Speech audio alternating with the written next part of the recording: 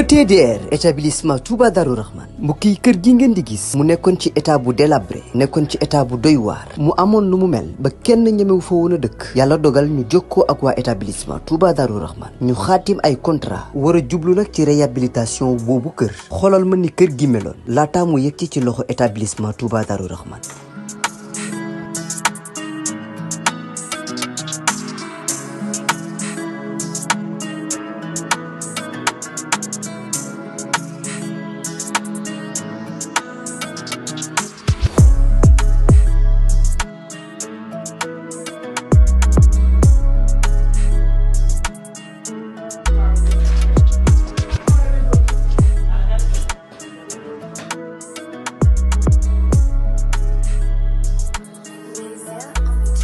mbokk yi du gis ngeen établissement Touba Darou Rahman di yëngu ci wàllum tabax kër bi ñu leen joxee kër gi ni kër gi meloon ak bi ñu paree ci kër gi ni kër gi mujjee mel mu taaru loolu ba wute sax ak na mu meloon mbokk yi nii rek la ko waa ETDR di defee ci liggéey yëpp bu fekkee da nga am sa terrain bëgg am kër gu yees ETDR dina ko defar ba mu baax jox la sa ay caabi bu fekkee ni sa kër aussi moo soxla réhabilitation ETDR ñëw defaral la ko ba mu yemb.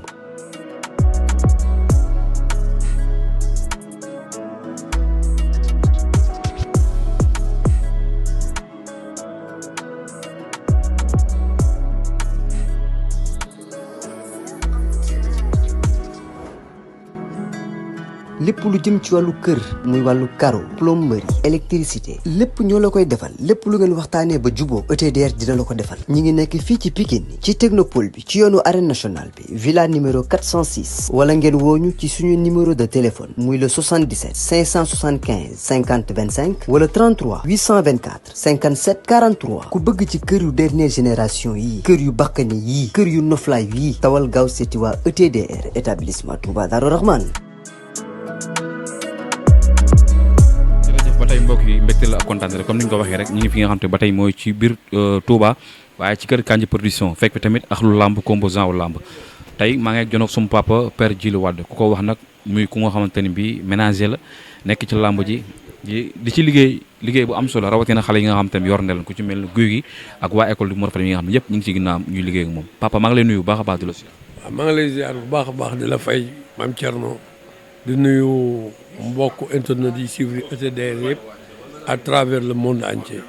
di nuyu ñëpp di ñaanal ñëpp màggalu jàmm ak salaam di ñaan yàlla may na nu màggal ci jàmm ñëw nañ ci jàmm màggal nañ ci jàmm ñibbi ci salaam waaw.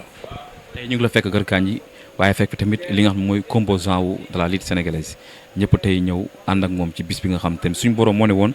képp kuy julli rek maa ngi lay woo nga sant la ma ki nga xam ne mooy suñu borom ci li mu ko defal tey nga ñëw fekk fi waa làmb yëg-yëg bi tey lan la. waaw yëg-yëg bi mooy tey vraiment ni ñu ñëwee ci kër Kandji day nit boo xam ni day partager léppam ak doomu aadama yi tey boo fi ñëwee xam ni tey c'est le monde de la lutte qui s'est réuni puisque tey waa Parcelles ñu ngi fi waa Pikine ñu ngi fi waa Guédiawaye ñu ngi fi te kenn ku ci nekk ñi la fi représenté boo leen xoolee xam ne ñii ci làmb lañu bokk ay nit lañu yoo xam ni nitu làmb lañu te tey ku ne am nga fi sëriñ wala ku ne am nga fi mbokk mais nag ginnaaw boo demee ziare ñooñu ba pare tey li ngay séq ak Kandji sa relation ak Moustapha Kandji ak sa relation Kandji la famille Kandji wala Abdou Kandji ñooñu mooy tax nga am yow lu toll ni vraiment yéene ñëw dal ak ñoom parce que nag comme sëñ bi den sant leen ma Serigne Touba ñoom ñu yëngu ci sant Serigne Touba fu nu toll tey ñëw dal ak ñoom day doon loo xam ni famille làmb yëpp fi daje loolu tax ñëpp ci kontaan quoi ci ñoom waaw. am na solo taxawaayam ci biir làmb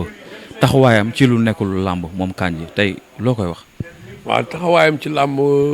man xam nga ni Thier man du ma wax lu ma gëmul parce que man wax dëgg yàlla su weexee dama naan weex na tàll bu ñuulee mën a ñuul na kub Kandji dafa nekk un promoteur boo xam ne dafa nekk ci làmb yàgg ci ñëpp xam ne kii vraiment mi ngi doon investir ci làmb tey mu xëy nekkat ci liggéeyam yor entreprise am mënoon di liggéey ci entreprise am lam ca am mu ko yóbbu ci njobootam yem ca mais tey dafa créer entreprise am dugal ci des acteurs de la lutte encore une fois ñu ñëw di liggéey ay mbër làmb ak ay lu ne nekk ci kenn ku ci nekk métier ba nga spécialisé wu mu jël la ci ngay liggéey et puis en retour lam cay gagné mu tourné waat di ko dimbalee waa làmb di sponsoriser ay moroomu promoteur am di jàppale famille làmb di faj ñu feebar di social di dimbali ñoo xam ne tey dañoo feebar mënunoo faj seen bopp ay nit di génn àdduna muy jël xaalisam di leen dëjal ak di def loo xam ne daal vraiment ci social. moo jaay rek doguma la xale bi di réparé gis nañ problème bu nekkoon loxo bi nga xam ne amoon na ko am problème ni nga mooy opération keroog ma jëlee ko interview mu ne Kandji jox na ko xaalis bu nga xam ne moom la opéré loxo bi. waaw loolu bi ñu ko dugalee taxaw làmboo Guédiawaye mi nga xam ne maa ngi nuyu le président Chérif Diallo ak ñëpp ñi nga xam ne ñoo fa nekk comme membre bi ñu ko fa dugalee wax dëgg yàlla te suba gi bi ma demee bureau Kandji laa fekk presque daal li ci waroon dem yëpp dem na ko ci parce que xale bi dégg naa ci interview bi li mu wax mais nag xam nga làmb boo ci xasee nekk ba am virus bi làmb moom nattub Kandji la comme nattoom la moom wax dëgg yàlla te yàgg naa jàppale doomu aadama yoo xam dañoo nekk ci làmb te defuñu interview demuñu CNG waxunoo kenn mu jël àllam di leen ko jox loolu dafa delloo mbattu ca daala rek waaw loolu tax Guédiawaye gépp ko ci sant gërëm ko ci fal li Kandji def foofu jël xale bi yóbbu ko nu opéré ko nga génn sa alal fay wax dëgg yàlla dañ ni àll dërta nawe mat ñu ne ak kay ndax àll nga toll ni moom te amul mat kon nag wax dëgg yàlla li mu def noonu dañ ko ci sant di ko gërëm. saison bi tëj na bilan bi nga xam te ne bi gis nga ko ci biir làmb lomb ci mën a wax. bilan làmb dans sa globalité wala sama école làmb waaw non gis naa ni làmb am na yokkute bi mooy saison bi am na màndi nañu làmb dëgg journée yu mag am na ci ay gala am nañ ci ay journée yu mag yu mag yëpp bëri nañu ñi doon seetaan lépp làmb ñëpp kontaan nañu puisque làmb moom xam nga boo bëggee dégg-dëgg am na ci journée yoo xam ne dañoo tëj stade bi toujours man la làmb rek mooy foo moo xam ni sport boo xam ne da nga koy seetaan ak sa papa ak sa yaay ak sa nijaay ak sa maam bu ngeen génnee kenn du rus beneen sport boo dem daja fa ak sa waajur am kersa làmb la Sénégalais yi bëgg à part làmb beneen sport boo dem da nga naan dimanche kii huis clos la wala amul fay ndax doo fa gis kenn kon làmb la ñëpp bëgg nag li ko ñoŋal noonu rek ci la ñuy xëy di ci gont wax dëgg yàlla Sénégalais yi war nañoo xam ne làmb la nit ñi bëgg waaw. bilan bi école de Mor Faram yow ngay ménager général bi tey est-ce que gis ngeen seen bopp tey ci saison bi. foofu maa ngi fiy remercier vraiment bras technique bi parce que ñoom ñoo yor liggéey boobu le directeur technique ambulance ba ci entraîneur yi fa nekk yëpp ñoom maaw président Pathé Sylla di leen saluer au passage parce que le travail a été bien fait parce que nag boo demee ba am benn saison boo xam nga ci presque 28 combats say nombre de victoires ëpp foofu say nombre de défaites ba pare nga dem bi ñu defee formation des entraîneurs nu yóbbu 6 entraîneurs lu dem liggéey ci formation ba am seeni licence kooku vraiment c'est un travail à saluer loolu tax kontaan naa si ñoom ils ont bien fait liggéey nañu liggéey bu mucc ayib quoi di leen ñaanal saison bi di ñëw ñu gën a améliorer affaire yi quoi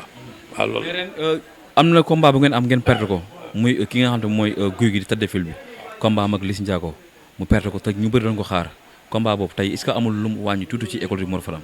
non c'est que comme non du Liss Ndiago combat am ak Ada Fass waaw léegi combat boobu comme moom ni mu demee yëpp gis nañ ko. mbër mi il n'était pas prêt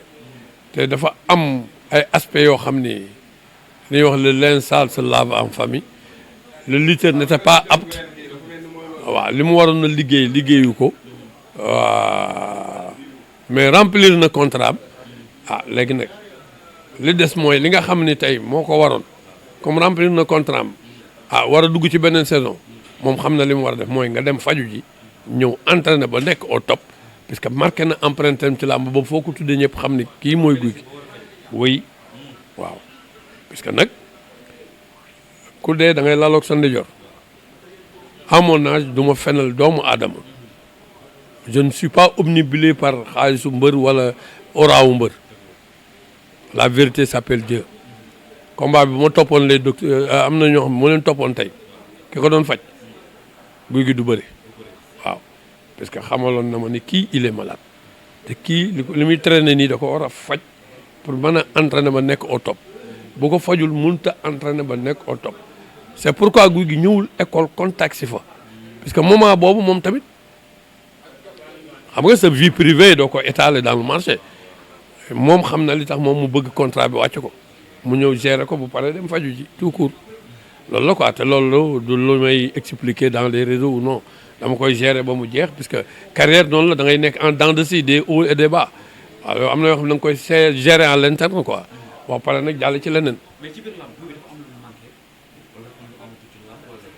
parce que tey gis nañu combat ak Reug Reug ñu ne dafa blessé la même chose diggante ak Ada Fass encore lan la. ñaata yoon nga am na fi mbër yoo xam ne dañ doon traîner ay blessures dama lay indil le cas de Lac Rose bi mu nekkee en baisse de forme dafa bëri mën leen kii indi na jëlaat na 30% de ses potentiels mu bëriwaat ak Quench am ci defet man ne attention mi ngi ñëw am na 50% prochain combat am ku ko am da ngay am problème mu ñëw niil ak Fils de Balla nga xam ni kii récupéré na li mu amoon mais bi mu ñëwee ak booy bi nga xam ne ñëpp joxuñu koon favori da koo daan làmb noonu la day am haut am ay bas léegi nag bu fekkee par exemple da nga am problème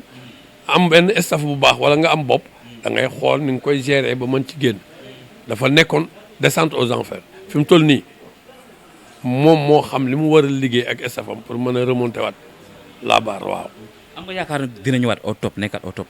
non day ñëwaat puisque comme xool nañ ko ba xam ne kii bu fajoo day wér ay professeurs yu mag xool nañ ko ñu ngi koy faj bu paree xam na li ko may guy gi lu ne mën nga ko waxal ba mu de guy gi kañ la gëj a nekk en forme contre Ama Baldé ak contre Siteu nga ko gëj a gis mu am mais doole ji mu amoon su liggéeyee dafay nekk te il est encore jeune mais dafa war a am lu mu laaj nag li mu laaj mooy blessure boo koy traité sax xel moo ci nekk am na mouvement yoo xam ne ñi mu woo ko def parce que da ngay defee ne boo ko defee sax blessure boobu da nga ciy bàyyi xel quoi mais moom xam na li koy may xam na li koy xañ ñam na lu neex ñam na lu naqari kay waaw léegi. moment bi comme yaay ménagère am ndax ñi ngi li lay contacter pour combat wala. man maa bëggul sax jël combat actuellement nii mën naa jël combat fin saison parce que xam naa durée bi mu war a faju xam durée bi mu war a entraîner pour nekkaat au top kon bu ma doon jël avance tamit fin saison balaa koy jël wala day am mois bu ma koy jël mais actuellement nii focus ci faju ak entraînement. waaw non moom produit bu jar la xam nga bu guy gi moom lu ne mën na ko kii ba mu des combat quoi guy gi bu nekk en forme ñëpp a bëgg a bëre ak moom booy yi bëgg a yéeg yëpp dañuy bëgg a bëre ak moom. boobu ci booy yi dañ doon dox diggante ak Liss Ndiago wala. non wax nañ ko rek mais comme ñëwunu promoteur bi xam nga man nag waxu mbedd ak yooyu du ma ko gérer mais comme ñëwunu ci man bu ñu ñëwoon tamit ci man damay wax ak ñoom puisque xam naa durée bi mu war a faju su fekkee temps bi nga xam ne tey moom lañu bëgg combat bi am ci waaw favorable na on prend puisque nag ñun nekk luñ fi kenn leen fi nekkee mooy xale bu war a yéeg ci kaw bu ñu ci fayee lu ko jar làmb moom vraiment léegi c'est commercial amatul maaka raw ak affaire yooyu. bu wéroon ba ni pile ñëw kon daxoo leen combat am ak Liss Ndiago. xale bu ci fayee ko xaalis bëgg a yéeg boo ñëwee ma jël ko oui ah non mais c'est tamit guy gi ñu war a bëri ñëpp bëri naa ak ñoom léegi il faut mu may tàllal loolu sax du may chance may sa bopp chance la da nga làmb amul may chance xam nga lan moo ci ne nu fay la mu jaral la nga bëri tout court c'est commercial amatul leneen léegi yow mën nga bëre 52 combats yow bëre ko am 5 combats parce que mën nga bëre 50 combats te doo boo dul drainer des foules xale bi ñëw bëree 4 combats sax moo lay may chance ndax au contraire moom moo lay joxe ñi kii laa bëgg a bëreel làmb loolu moo ci ne làmb léegi ñaarey bëre ki nekk am problème di daanu te liggéeyoon ba doon mbër mu mag xale yii yéeg ñoo lay laaj ñooñu moo fi nekk ak kii drainer des foules mooy ki nga xam day mobiliser loolu la dootul njàmbaar dootul talent dootul góorgóorlu dootul ñeme ay entraînement. ginnaaw CNG app wala bokk li mu amoon ci mandaam daanaka mi ngi bëgg a xëccu jëm ci jeex gis nañ ba léegi nag coow li bari na dañ ko war a renouveler wala am na ay candidat yu ñu gis ñu taxaw sa gis-gis yow lan la. non sama gis-gis mooy dem nañu saison jeex na nee nañu fin du mois mooy. fin wu mandat wu CNG prérogative yi nga xam ne moom lañ daan teg mooy le ministre en personne moom mooy nominé waaw léegi dañuy xaar ba xam moom day nominé comme ni mu doon nominé wala day bàyyi waa làmb seen bopp nu dem élection wala day bàyyi ñi fi nekk nu continuer seen mandat.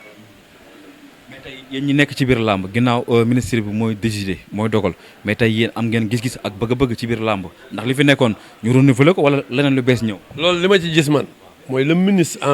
ci boppam damaa gis bi ñu ko nominé ba léegi bi mu fi nekkee ba léegi en tant que ministre des sports man xamaguma fan la jëm ak làmb parce que gisuma ko mu recevoir waa làmb gisuma ko mu ñëw wax ak waa làmb léegi nag plus vite que la musique on danse mal foog nga bàyyi moom ba xam moom yan objectif la am pour xam fan la làmb jëm comme nomination moo fi daan am moom moo mën a génn ni damay nominé kii laa nominé wala mu ni waa làmb dem leen élection ñi ñoo war a voté wala mu ni ñii ma fi bàyyi woon liggéey bi dañ koy améliorer continuer ko liggéeyaat moom prérogative am la dañ koy bàyyi ak moom waaw. papa kontaan naa ci yow. merci beaucoup Thierno ñoo la gën a kontaan nañ ci yow.